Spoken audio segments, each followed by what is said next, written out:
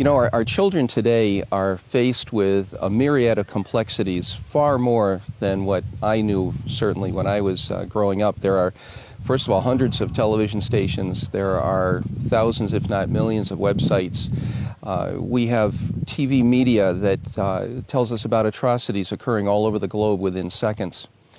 In addition to that, our society is facing an opioid crisis that I think is unparalleled. All kinds of violence, whether it has to do with racial issues or political issues.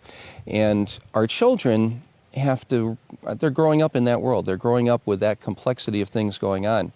In my day, I remember if I wanted to communicate with someone, and I wrote it on a piece of paper and I licked a stamp and I put it in an envelope and I waited a week to find out if they got the letter and if they were going to reply. Those transactions happen in seconds all the time, every single day, whether it's, tweeted or conveyed in whatever medium.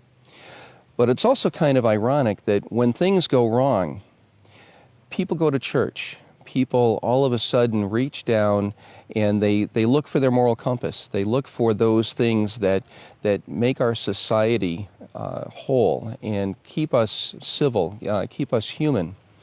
And I think it's kind of ironic that we only find God when we need God, not when God needs us or when others might need us. But I'd like to talk to you a little bit today about how to paint the world for your children. When you take the responsibility of being a parent, it's not just delivering the child and feeding them, it's caring for them, setting the example for the child, bringing the child up and learning to make those ethical choices that are going to make them successful, so that when they are faced with these terrible adversities and they have to deal with it, there's a moral compass there. There is a set of values and ethics that I think we fall back on, and I'm very, very worried that the children of today are going to forget that. They're going to not have a place for that. They're not going to know where the church is. They're not going to know how to address these moral dilemmas. So we as parents, it's really our responsibility to provide the guidance for our children, to give them the right experiences in life. We're faced with also many, many choices, and kids today have it made, I think. There's so many things for them to do. There's all kinds of sports, there's all kinds of activities, there's ways of doing things in addition to sitting on a couch playing with a video game with their thumbs.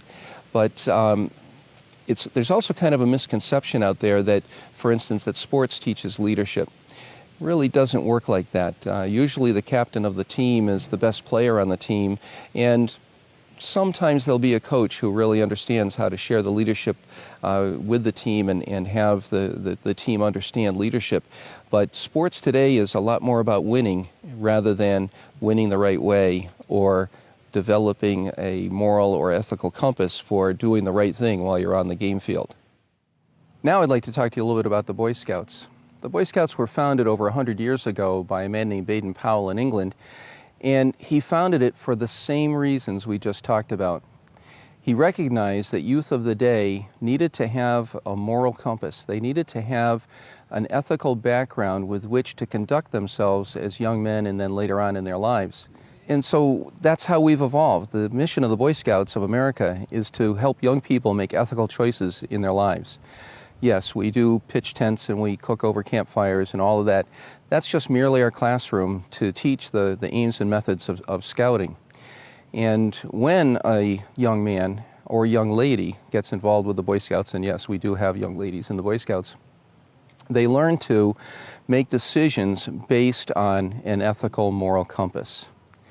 I think that's critical for the future of our country. When a young person is involved in scouting, they know the Scout Oath and the Scout Law. In fact, let me try this for you.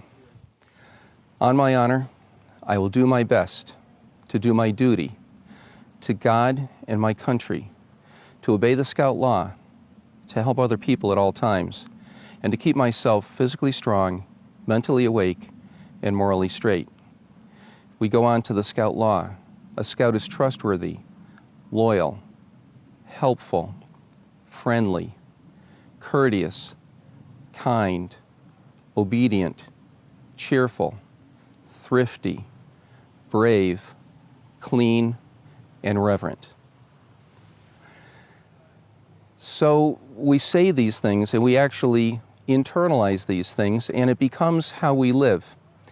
Recently, Tufts University did a survey in Philadelphia. It was a very large survey over a number of years, and they focused on Cub Scouting. Cub Scouting are young boys between the ages of kindergarten and 5th grade. And they found out that boys who get involved in scouting are 3 times as cheerful, 3 times as trustworthy, and definitely have the skills to cope with the world much, much better than those who have not had that background. If you'd like to go to our website, you can get a copy of that study, and you'd be very interested as a parent, and when you're making the decision of what activities your son or daughter should get involved with, we would highly suggest that you consider the Boy Scouts of America. Thanks. I'm Jeff Glaze, President of the Western Massachusetts Council, Boy Scouts of America.